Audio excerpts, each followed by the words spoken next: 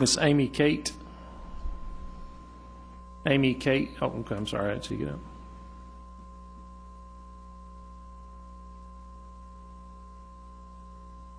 My name is Amy Cross Cate, and I live at 3321 Lighted Path Lane, 37931. I want to thank the Commission for inviting us to come to speak to you tonight. This is something that is very important to all of us. We want to maintain public education as it is today. We do not want corporate reformers taking it over. I am a lifelong Knoxvillian. As a result, I attended Knox County, Knoxville City Schools my entire life. I attended, additionally, I've been a teacher in the system for approximately 21 years, and I have 2 children who have gone through Knox County schools for 12 years. In summation, I have approximately 40 years experience in this county as a student, teacher, and a parent. Therefore, I have witnessed a lot of growth and change in the system over the years, but I have never, ever seen the morale of teachers as low and the demands of teachers so high as they are now. My career background is primarily teaching, but I also spent 16 years in the private sector, primarily in sales and management. Some of the wonderful knowledge that I gained from being around several successful business people includes the knowledge of top-down management, also known as micromanagement, is the absolute worst form of managing people because it is extremely stifles the creativity of a human being. We in Knox County are being micromanaged and having a lot of top-down management put upon us. Teachers are honest, they're caring, they're organized, they're trustworthy, and they're dependable. I learned that especially became true to me when I was in corporate America. In 2007, after a 16-year hiatus from teaching, I happily returned to teaching in the district that had educated me, had given me my first job, and educated my children. I ran into 4 of my former students within 2 months' time that I had at Whittle Springs in the 80s. They hugged me and told me what a positive impact I had had on their life. They were happy to see me, and I was so very happy to see them. They did not tell me that they were happy that I did not give them a standardized test. They told me thank you for everything that I had done for them and that I had had a great impact. It is my understanding that County Commission desires more information as to why principals and teachers and students are stressed. It is plain and simple. We have had more put on our plates than a human being can possibly handle, day after day, week after week, 36 weeks out of the year, along with several weeks out of the summer attending professional growth conferences. Our days are 10 to 12 hours a day, 5 days a week. Many of us put hours in on the weekend, and I do that every weekend.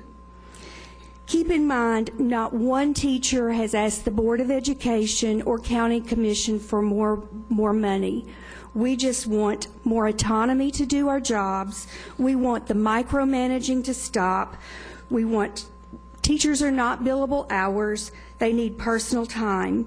We want fair and equitable evaluations that are realistic, positive, and not overwhelmingly negative.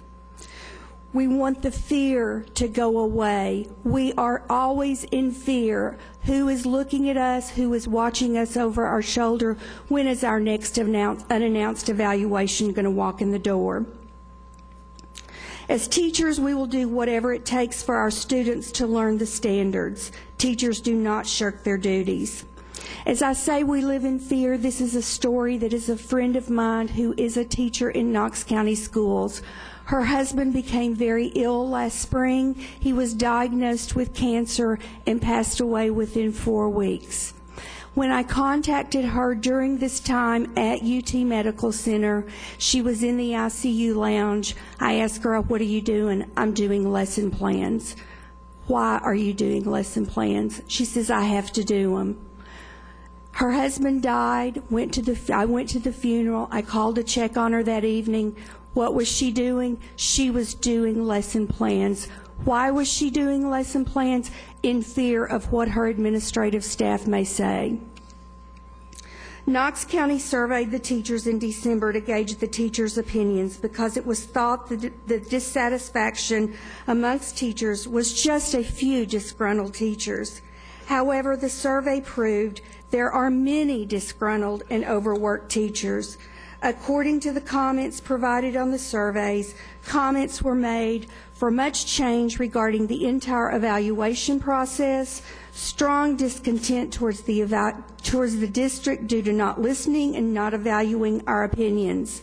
Most were very happy with their own school, not happy with the ongoing testing movement, a strong dislike towards weekly PLCs, and too much expected from teachers every day and every week.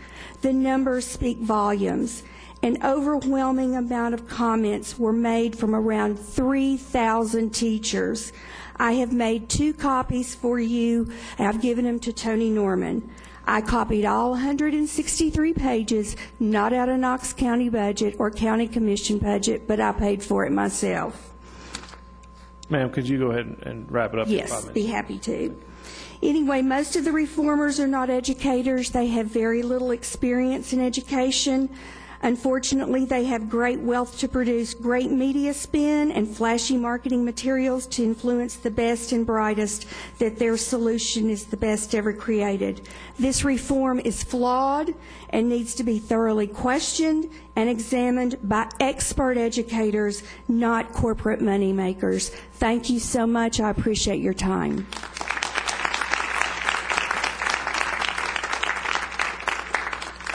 Lauren Hobson.